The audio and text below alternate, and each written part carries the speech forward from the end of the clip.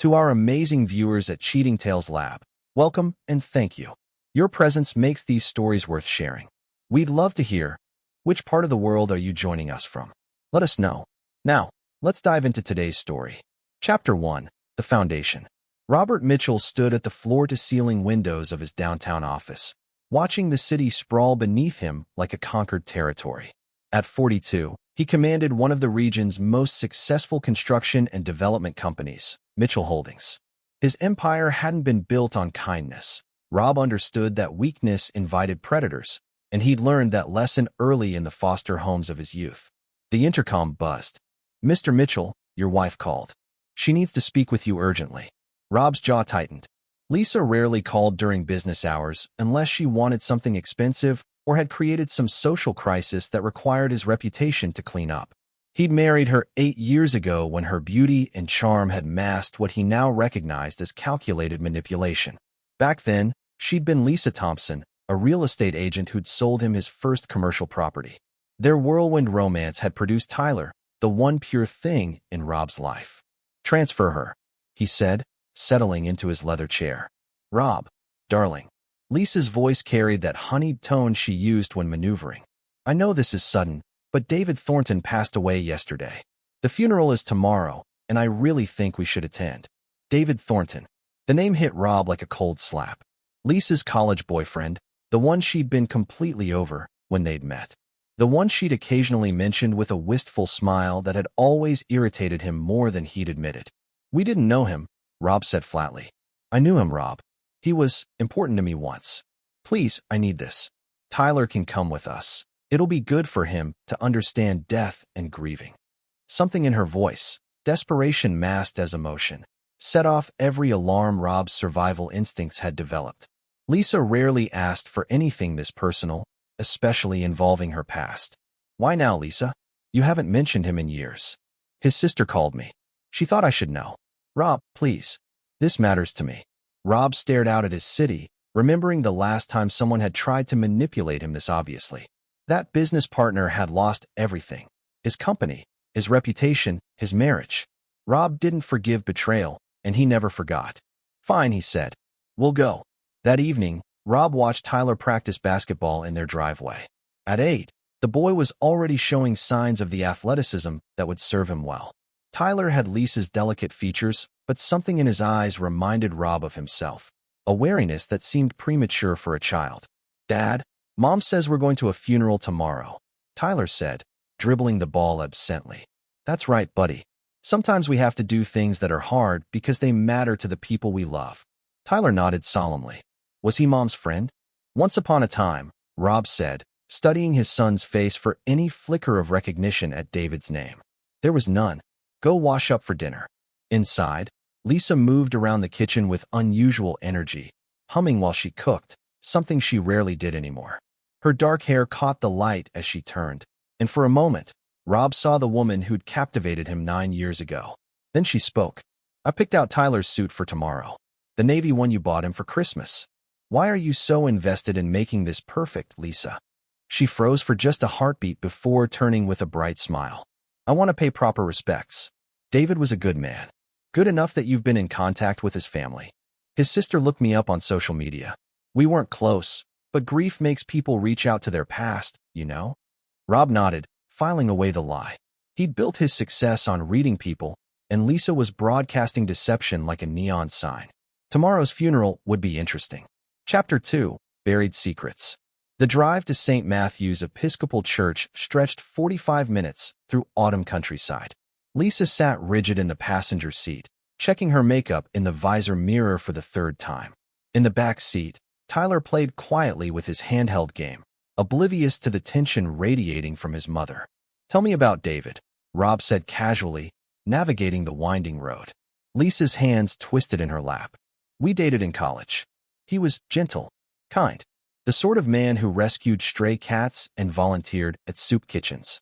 Sounds like a saint. Why didn't it work out?" "He wasn't ambitious enough. I wanted more from life than David could provide." She glanced at Rob. "I wanted someone strong, someone who could take care of business." Rob recognized the compliment as deflection. "What did he do for work?" "Last I heard, he was teaching high school biology.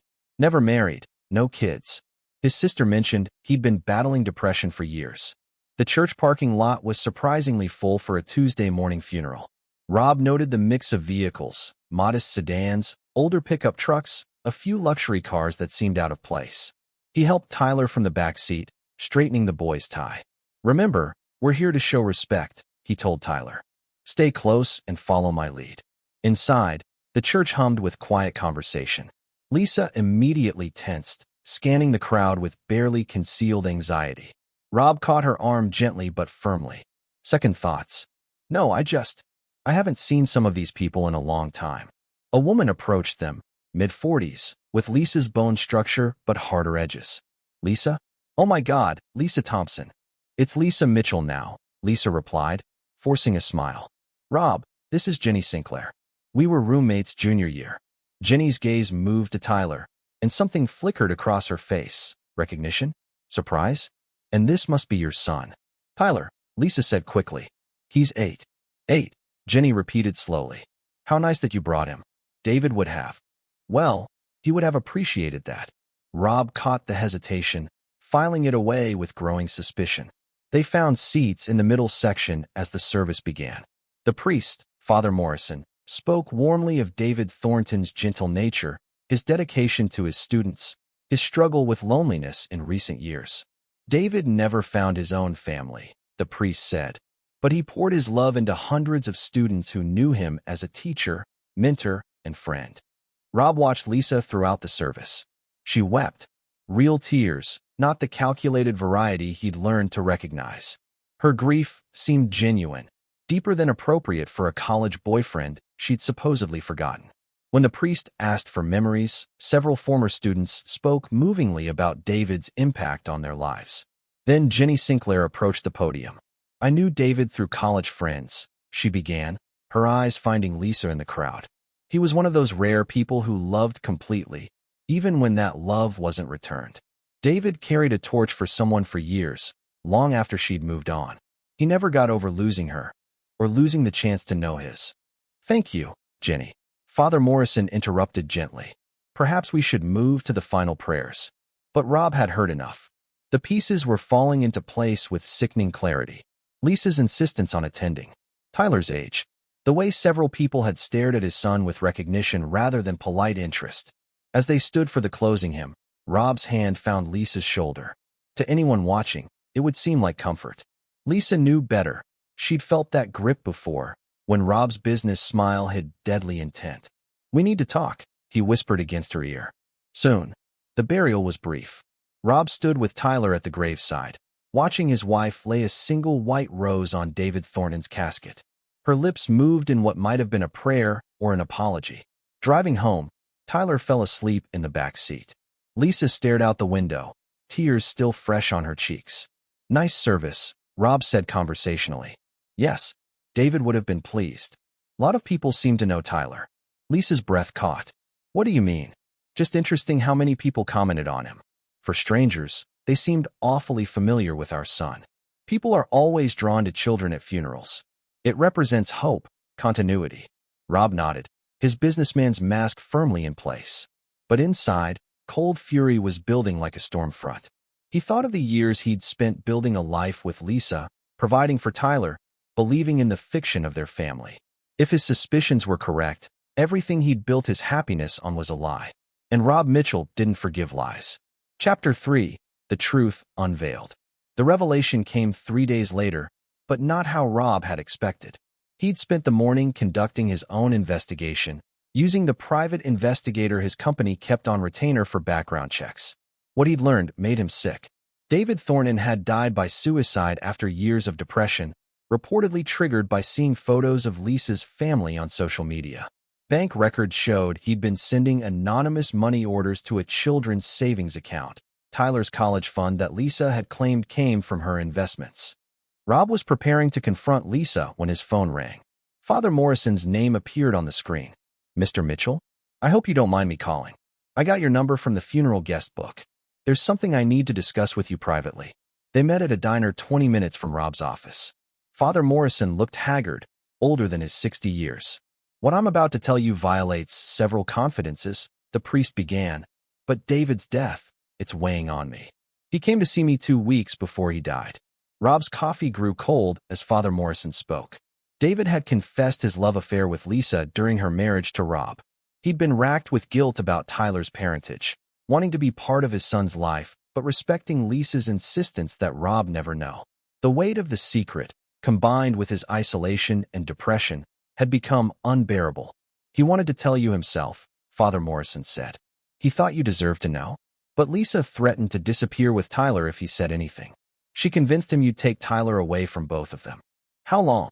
Rob asked quietly. The affair lasted 6 months, starting about a year into your marriage. David broke it off when Lisa became pregnant, thinking the child was yours.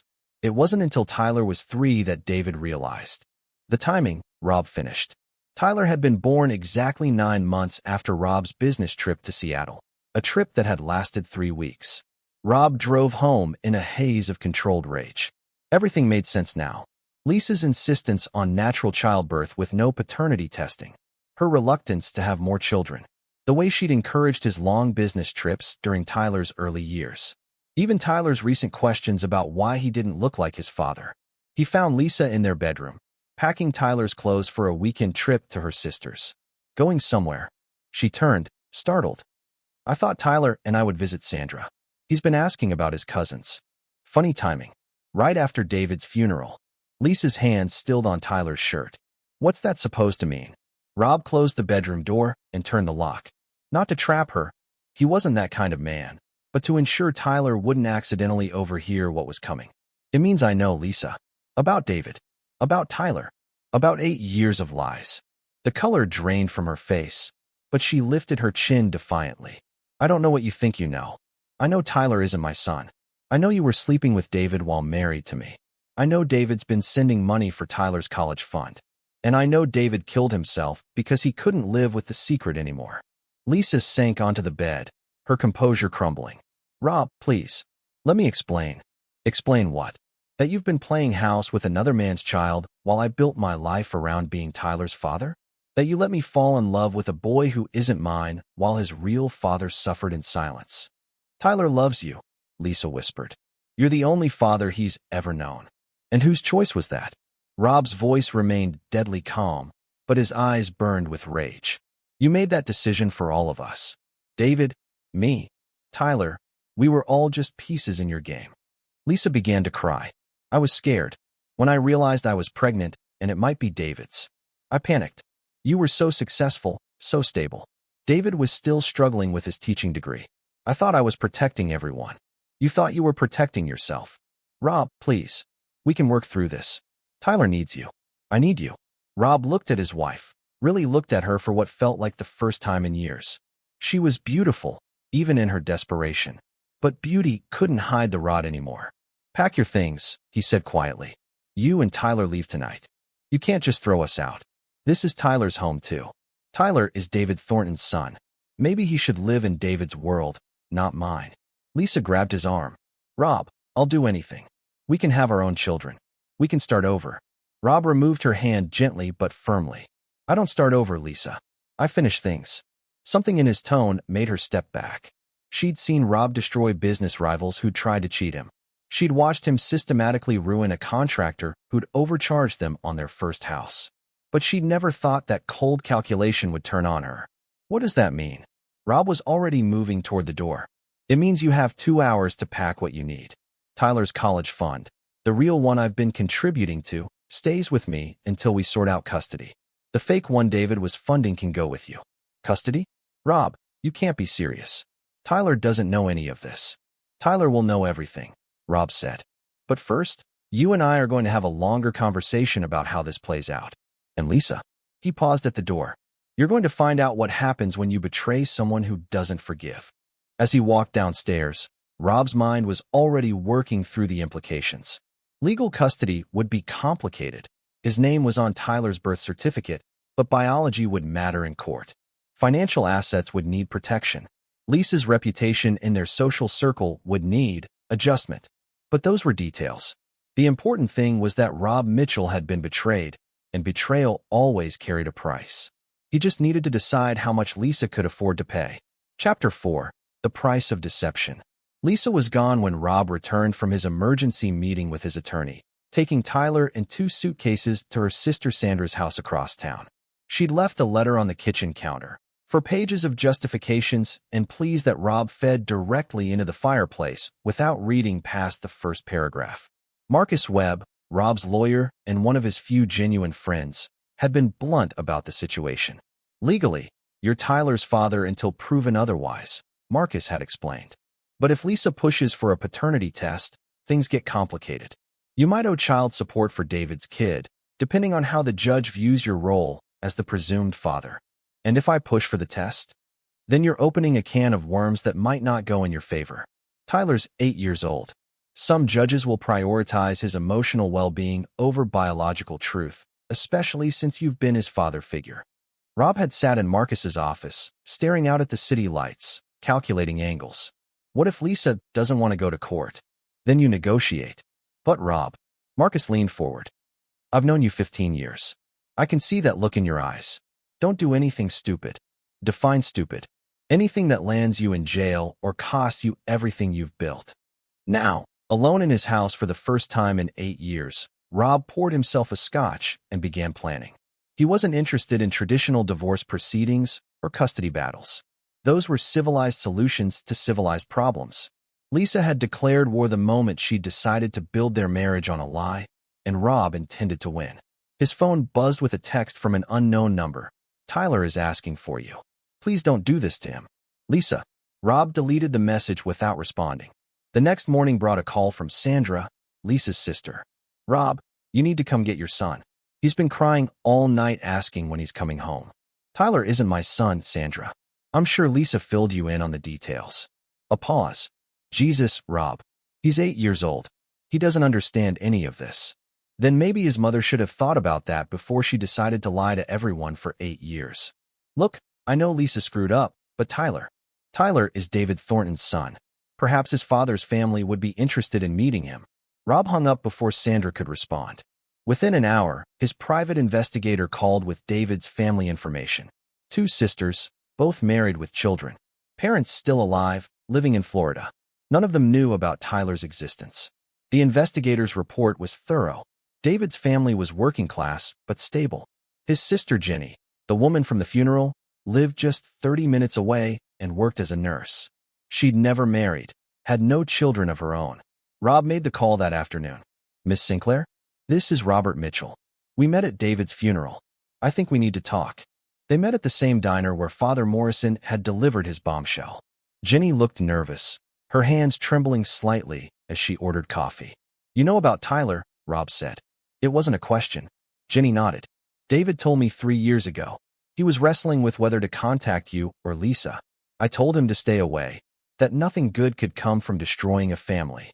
But you knew he was sending money. He felt guilty. He wanted to contribute something to Tyler's life, even if he couldn't be part of it. Rob studied her across the table.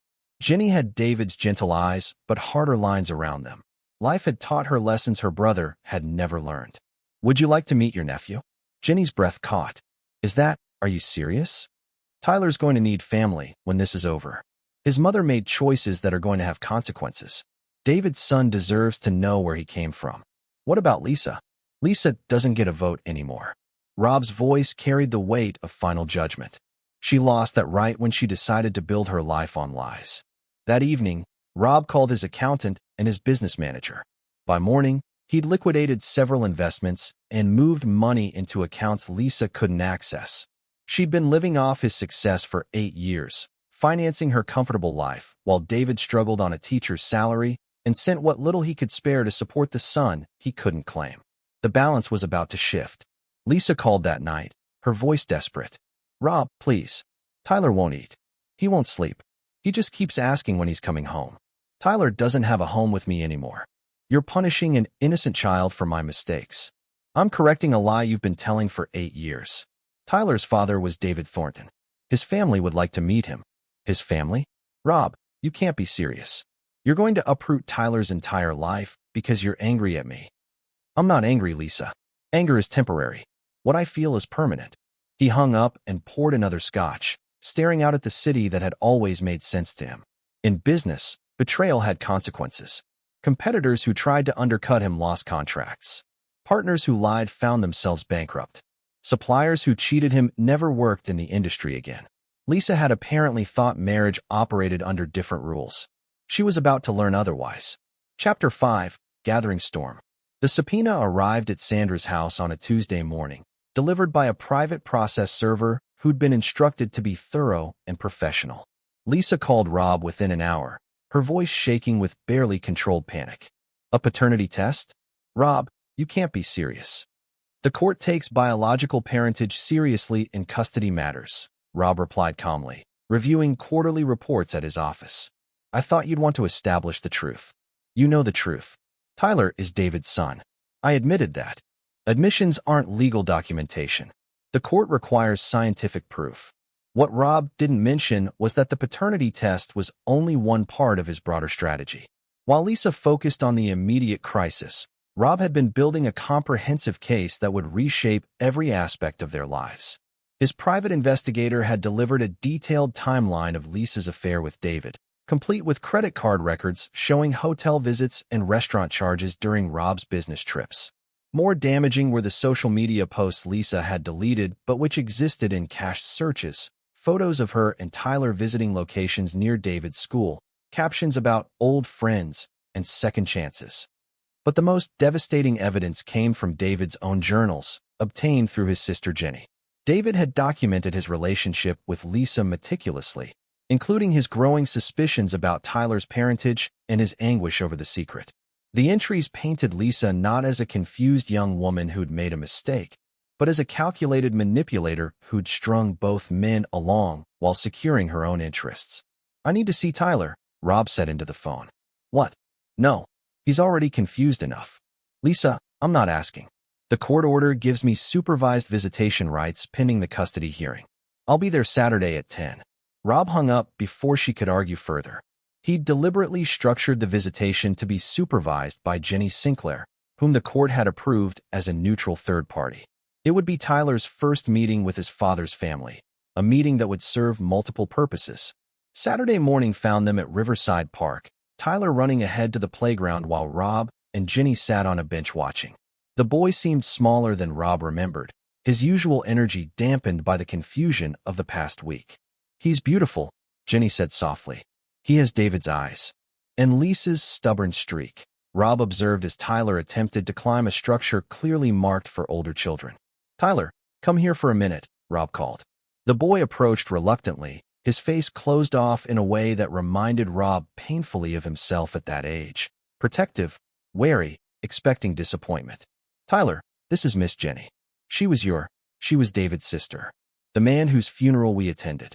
Tyler studied Jenny with the serious consideration of a child trying to understand adult complications. Mom said he was her friend from school. He was, Jenny said gently. He was also a very good man who cared about you, even though you never got to meet him. Why didn't I meet him? The question hung in the air like a challenge. Rob found himself wondering how to explain adult deceptions to a child who still believed in fairness and truth. Sometimes grown-ups make choices that seem right at the time, but turn out to be mistakes, Rob said carefully. Your mother thought she was protecting everyone by keeping secrets. But secrets have a way of causing more problems than they solve. Tyler considered this with 8-year-old logic. Is that why I can't live at home anymore? You're not living at home because your mother and I need to figure out some important things about our family.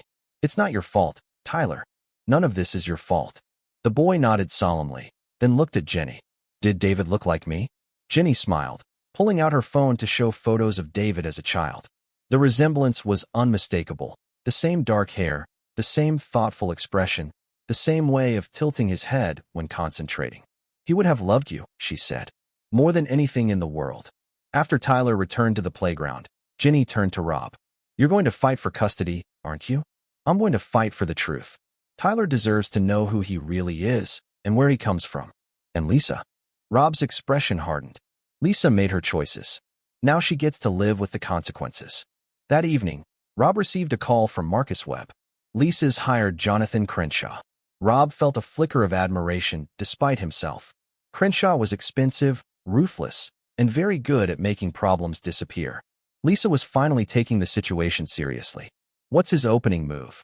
He's claiming you're using Tyler as a weapon to punish Lisa. Emotional abandonment of a child you've raised for 8 years. He's going to paint you as vindictive and unstable. Let him try.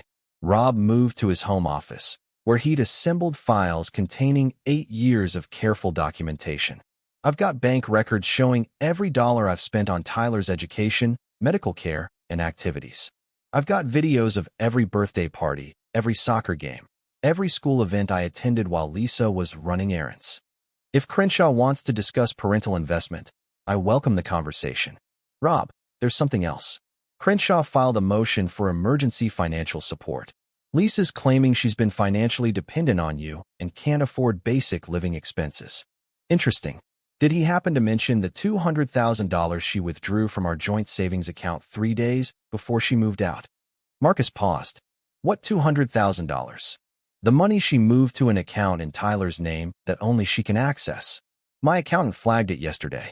Apparently, Lisa's been planning her exit strategy longer than she let on. Rob heard papers shuffling on Marcus's end. You didn't mention this earlier. I wanted to see what story she'd tell first. Now I know. Forward the account information to Crenshaw with my compliments. Tell him his client forgot to mention her recent financial activities. After hanging up, Rob poured himself a drink and stood at his window looking out at the city lights. Lisa thought she was playing chess while he played checkers. She was about to discover that Rob Mitchell had been playing a different game entirely, one where he'd been anticipating her moves since the day he'd first suspected her lies. The real campaign was just beginning. Chapter 6. The Art of War. Lisa's emergency financial motion was withdrawn within 24 hours of Marcus delivering the account information to Jonathan Crenshaw. She'd moved the money thinking Rob wouldn't notice until after any initial court hearings, buying herself time to establish financial need. Instead, she'd handed him evidence of premeditation and financial manipulation. Rob's phone rang at 6 a.m. Lisa's voice was tight, with controlled fury. You had no right to freeze that account. That money is for Tyler's future. That money came from my business profits. Money I earned while believing I was supporting my family. Rob was already dressed and reviewing documents in his home office. If you want to discuss Tyler's financial future, we can do that through our attorneys. Rob, please. Can we just talk? Face to face, without lawyers. No. I'll do anything to fix this. Anything. You had 8 years to fix this, Lisa. You chose to lie instead. He hung up and called his private investigator. I need you to dig deeper into Lisa's background. Before we met, during college, everything. If she's lied about this, what else has she lied about? The answer came back within a week, delivered in a manila folder that fundamentally changed Rob's understanding of his wife. Lisa Thompson hadn't just been dating both Rob and David during their early relationship. She'd been engaged to another man, a medical student named Christopher Vale, who'd broken off their engagement when he'd discovered her infidelity. More damaging were the financial records from her previous relationships. Lisa had a pattern of extracting money from boyfriends through emergencies and investments that never materialized. Christopher had lost $12,000 to a fake business venture. A previous boyfriend had paid off her credit cards before discovering she'd maxed them out again within months. She's a professional, the investigator concluded during their meeting. Not quite a con artist, but close enough.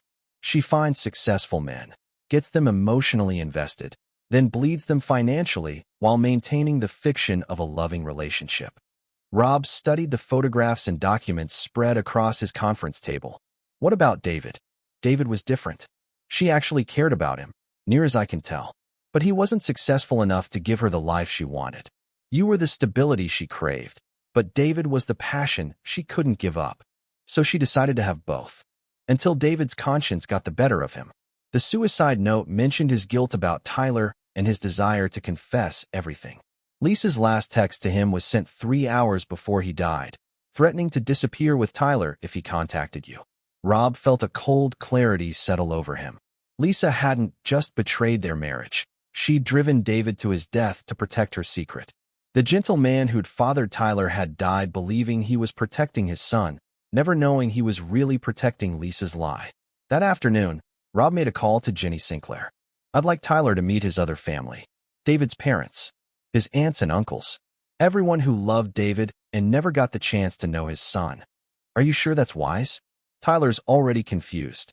Tyler's going to need all the family he can get when this is over.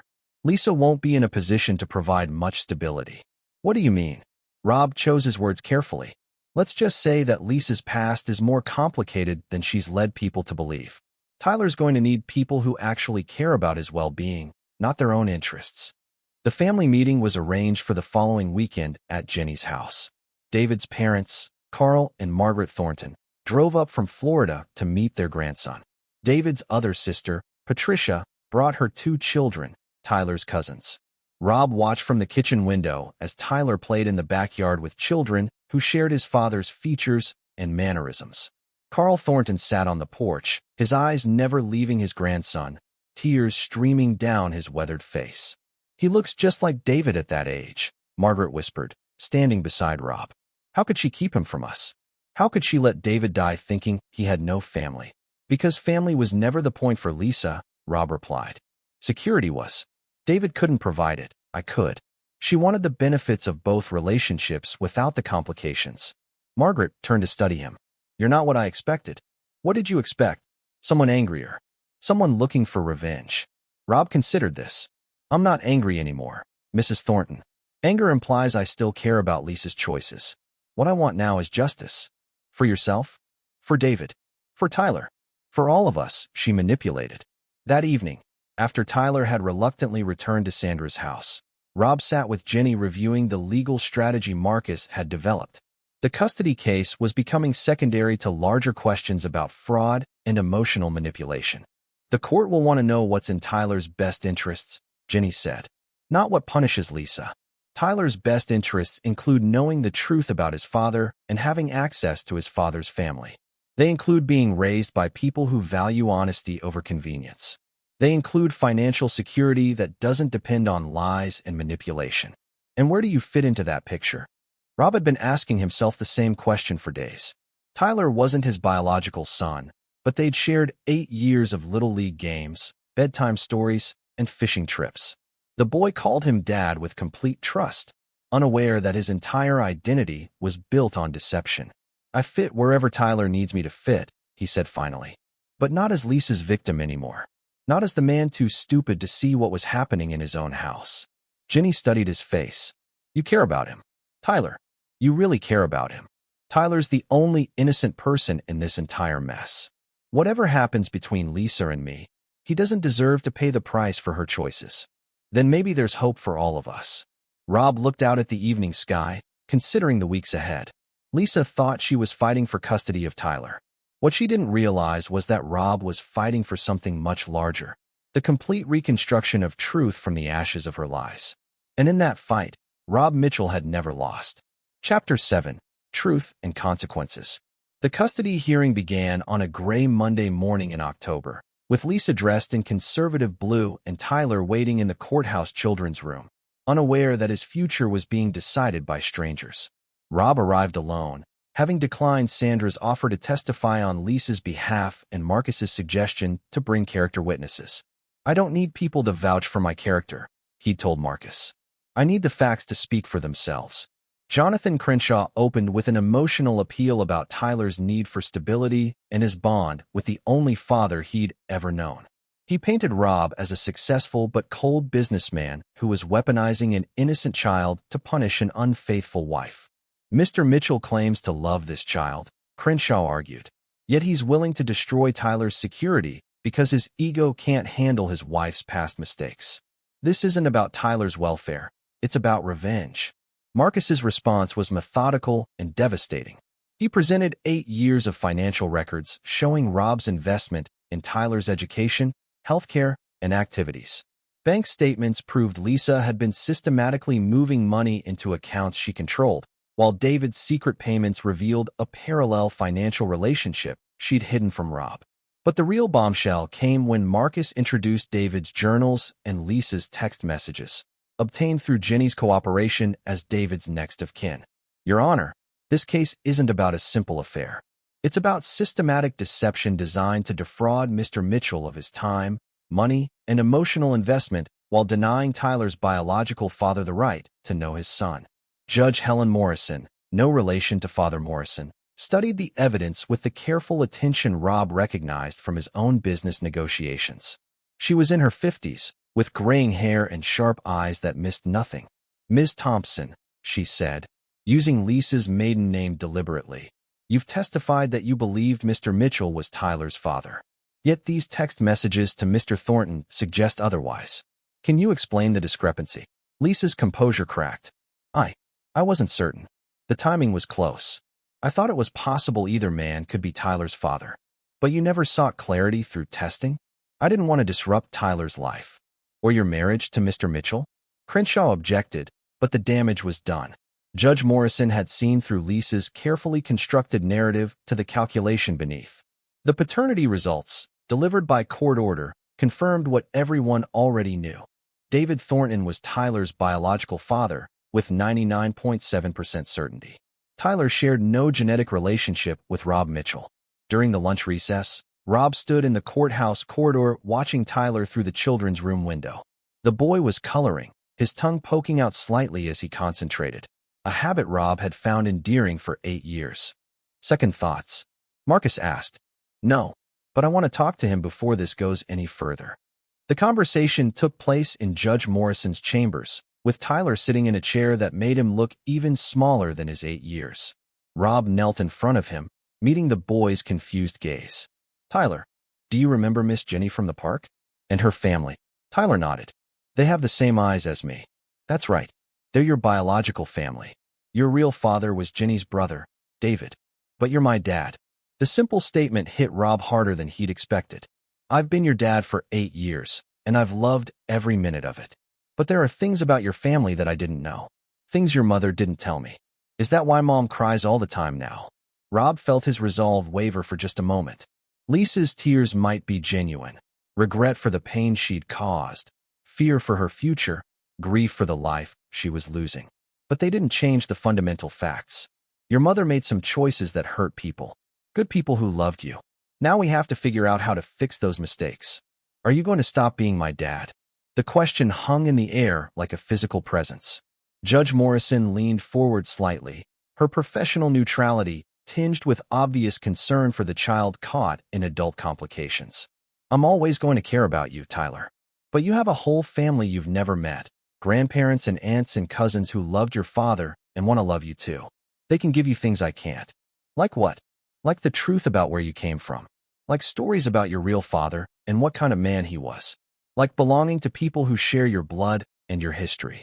Tyler considered this with the seriousness that had always made him seem older than his years. "Will I still see you sometimes?" Rob looked at Judge Morrison, who nodded slightly. "If that's what you want, and if it's what's best for you, then yes. I hope we'll always be friends." The afternoon session focused on future arrangements. Jenny Sinclair had petitioned for custody as Tyler's aunt and closest living relative from David's side. She'd also requested supervised visitation with David's parents and extended family.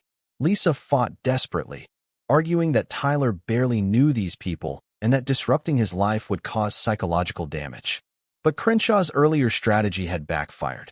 If Rob was too cold and calculating to be Tyler's father, what did that make Lisa, who'd orchestrated 8 years of deception? Judge Morrison's ruling was delivered with clinical precision. This court finds that Tyler's best interests are served by placement with his biological family, who can provide both stability and truthfulness about his identity. Ms. Thompson will have supervised visitation rights pending completion of a psychological evaluation and parenting classes. Lisa collapsed in her chair, the magnitude of her losses finally hitting her. She'd gambled everything on her ability to manipulate the situation and lost completely. But Rob wasn't finished. As court adjourned, he handed Marcus a final file. "What's this?" "Insurance fraud. Lisa's been filing false claims on Tyler's medical expenses for 3 years, collecting money for procedures that were already covered by my company's health plan. She thought I'd never notice because I rarely checked the statements." Marcus stared at the documentation. "Rob, this is criminal fraud. She could go to jail. People who betray trust should face consequences." "All the consequences. What about Tyler?" Rob watched through the courthouse window as Tyler walked hand in hand with Jenny toward her car. The boy looked back once, waving at Rob with a smile that didn't quite hide his confusion. "Tyler will be fine. He'll have people who actually love him taking care of him. People who won't lie to him about who he is or where he comes from. Lisa appeared at his shoulder, her face streaked with tears. Rob, please, don't do this to Tyler. Don't take away his mother. I'm not taking away anything, Lisa. You gave it away years ago when you decided lies were more convenient than truth. I'm begging you. Rob turned to face her fully, his expression as cold as Arctic stone. You begged David not to tell me the truth, and he died carrying your secret. You begged me to attend his funeral, knowing what it might reveal. You've built your entire adult life on begging for things you haven't earned. I'm done being moved by your tears. He walked away without looking back, leaving Lisa standing in the courthouse corridor with nothing but the consequences of her choices for company. Justice, Rob reflected, was sometimes indistinguishable from revenge. The difference was whether you cared about the distinction. He didn't. Chapter 8. Ashes to Ashes. 6 months later, Rob stood in his empty house, watching the moving truck carry away the last of his furniture. The divorce had been finalized 3 weeks earlier, with Lisa receiving exactly what she'd brought into the marriage, nothing. The insurance fraud charges had been reduced to restitution and community service, but her reputation was destroyed. No one in their social circle would speak to her, and Sandra had stopped taking her calls after Lisa asked to borrow money for the 3rd time. Tyler was thriving with Jenny and the Thornton family.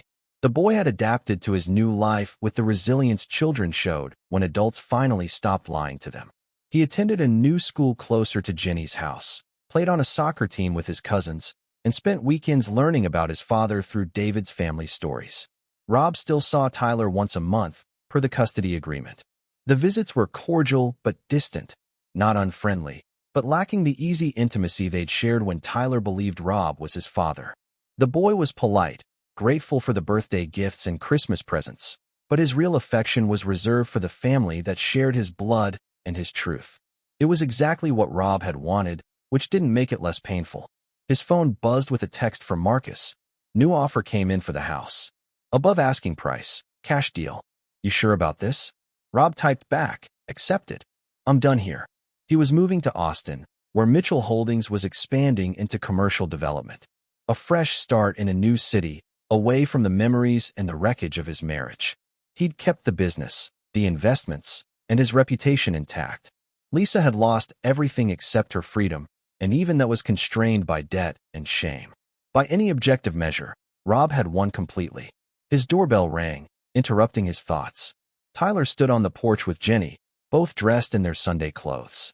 We brought you something, Tyler said, holding out a wrapped package. Rob invited them in, noticing how Tyler's eyes took in the empty rooms with 8-year-old curiosity rather than sadness. This house was part of his past now, not his present. The package contained a photo album, pictures from Tyler's 8 years that Jenny had copied from Lisa's collection. Tyler playing Little League, birthday parties, family vacations. Rob and Tyler building a tree house, teaching him to fish, working on homework at the kitchen table. Mom was going to throw these away, Tyler said matter-of-factly. Jenny said you might want them. Rob turned through the pages, seeing their life together through the lens of what he now knew. In every photo, Tyler looked happy, secure, loved. In every photo, Rob looked like a man who believed he was raising his son. Thank you, he said simply. Are you really moving to Texas? Tyler asked. I am. New job, new opportunities. Tyler nodded with the seriousness he'd inherited from David. Will you be happy there? The question caught Rob off guard. He'd been focused on winning, on justice, on consequences. Happiness hadn't figured into his calculations. I hope so. Good. You deserve to be happy. Tyler looked around the empty house one more time. This was a good place to grow up. After they left, Rob sat in his empty living room with the photo album, remembering Tyler's first steps in this hallway. Christmas mornings by the fireplace. Bedtime stories in the room upstairs that had been Tyler's sanctuary. None of it had been real. It had all been built on Lisa's lies and David's silence and his own willful blindness. But the love had been real, even if the foundation was false. His phone rang. Lisa's number appeared on the screen, the first time she'd called since the custody hearing. Hello, Lisa. I heard you're moving. Her voice was subdued, stripped of the manipulation and charm he'd once found attractive. News travels fast. I wanted to say I'm sorry. For everything. I know that doesn't fix anything, but I needed you to know. Rob considered the apology, weighing it against 8 years of deception and David's unnecessary death. Are you sorry you did it, or sorry you got caught? A long pause. Both, I guess, but mostly sorry I hurt Tyler. And you. And David. Her voice broke slightly. God, Rob, David didn't have to die. If I'd just been honest from the beginning. But you weren't honest. You made choices, and David paid for them. Tyler paid for them. I paid for them. You're the only one who benefited, right up until the end. I know that. I wanted you to know that I did love you. In my way, it wasn't all fake. Rob thought about this. Maybe Lisa had loved him, in whatever capacity she was capable of love. But love without truth was just another form of manipulation. Take care of yourself, Lisa. He hung up and deleted her number from his contacts. She would find her way or she wouldn't, but it was no longer his concern. The next morning, Rob loaded his car and began the drive to Austin. In his rearview mirror, the city that had been his home for 15 years gradually disappeared behind hills and distance. He'd built an empire here, fallen in love, raised a child, and discovered that everything he believed about his life was fiction. But he'd also learned that he was strong enough to survive the complete destruction of his world and methodical enough to rebuild it on his own terms. Lisa had taken 8 years of his life, but she hadn't broken him. She'd just taught him the price of trusting too easily. The road ahead stretched empty and full of possibility. Somewhere behind him, Tyler was learning about his real father from people who had actually known and loved David Thornton. Lisa was facing the consequences of her choices without the safety net of other people's money and affection. And Rob Mitchell was driving toward a future where he would never again mistake beautiful lies for inconvenient truths. The rearview mirror reflected a man who'd paid every debt and settled every score. That was enough victory for anyone. Chapter 9, New Foundations. 2 years later, Rob stood on the balcony of his Austin penthouse, overlooking Lady Bird Lake as the sun set behind the city skyline. Mitchell Holdings had expanded beyond his projections, with 3 major commercial developments reshaping downtown Austin. The business magazine interviews called him a visionary, but Rob knew the truth. He was just a man who'd learned to trust only what he could verify. His phone chimed with a text from Jenny. Tyler made honor roll again. He wanted you to know. Rob smiled, typing back. Tell him congratulations. Still on for his birthday visit next month? He's counting on it. Fair warning, he's gotten taller and louder. Tyler was 10 now, spending summers with Jenny and school years with David's parents in Florida, where they'd retired early to be closer to their grandson. The boy flourished in the Florida sun, playing baseball and making friends who knew him simply as Tyler Thornton, David's son. Rob had kept his promise about staying in Tyler's life, though their relationship had evolved into something more like a favorite uncle than father. Tyler was polite and affectionate during visits, but his real emotional bonds were with the Thornton family. It was healthier that way. No confusion about identity or loyalty, no lies about biology or history. The doorbell interrupted his thoughts. Rob wasn't expecting anyone, but his building's security was excellent. He opened the door to find a woman in her 30s with professional bearing and nervous energy. Mr. Mitchell? I'm Rebecca Walsh from the Chronicle. I was hoping to speak with you about the Lisa Thompson case. Rob's expression cooled. There is no Lisa Thompson case. The matter was resolved 2 years ago. Actually, there is. Ms. Thompson was arrested yesterday for fraud. Apparently, she's been running a similar scheme with other men. Fake pregnancies, financial manipulation, identity theft. The police think there might be additional victims going back years. Despite himself, Rob was intrigued. And you want what from me? Comment on her pattern of behavior. Insight into her methods. You were her most significant victim financially, and you're the only one who fought back successfully. Rob considered this. He'd moved on from Lisa's betrayal, built a new life, found a measure of peace. But if she was continuing to hurt people, come in. Let's talk. Rebecca's story was thorough and damning. After losing custody of Tyler and facing social ostracism, Lisa had moved to Dallas and immediately begun targeting successful men through dating apps and professional networking events. She'd refined her approach, learning from the mistakes that had exposed her to Rob. She got 2 men to pay for fake medical treatments, Rebecca explained, consulting her notes.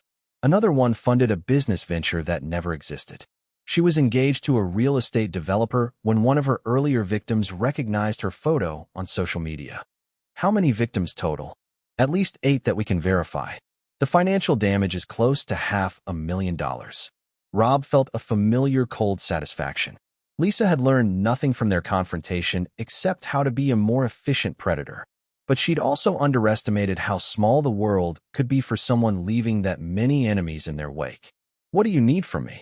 The police want to understand her psychological profile. You lived with her for 8 years. You uncovered her deceptions. Your insights could help prevent future victims. Rob spent an hour detailing Lisa's methods, the way she mirrored her target's interests, the carefully crafted vulnerability that inspired protective instincts, the gradual financial requests that escalated once emotional bonds were established. He explained how she'd leveraged Tyler to maintain control over their relationship, using motherhood as both weapon and shield. She's not impulsive, he concluded. Every move is calculated. She studies her targets, finds their weaknesses, then exploits them systematically. The only reason she failed with me was arrogance. She thought I was too invested to walk away. And now she's facing federal fraud charges with multiple victims willing to testify. She's run out of new identities and fresh starts. The lies finally caught up with her. After Rebecca left, Rob called Marcus to discuss the legal implications. Lisa's new charges might affect Tyler's custody arrangement, though Jenny and the Thorntons had legal guardianship that couldn't be challenged by a convicted felon. Ironic, Marcus observed. She destroyed her life trying to avoid the consequences of her first deception, only to create worse consequences with her second. Lisa never understood that the truth has its own momentum. You can delay it, redirect it, hide from it for a while, but eventually, it finds its way to the surface. That night, Rob sat on his balcony reviewing quarterly reports and thinking about justice. Lisa was finally facing consequences that matched her crimes, not just for what she'd done to him and Tyler and David, but for a pattern of predatory behavior that stretched back years. He felt no satisfaction in her downfall, no sense of vindication or closure. Lisa Thompson had become irrelevant to his life the moment he'd walked out of that courthouse 2 years ago. Her current troubles were simply the inevitable result of choices she'd made long before and continued making long after their paths had diverged. His phone buzzed with another text from Tyler.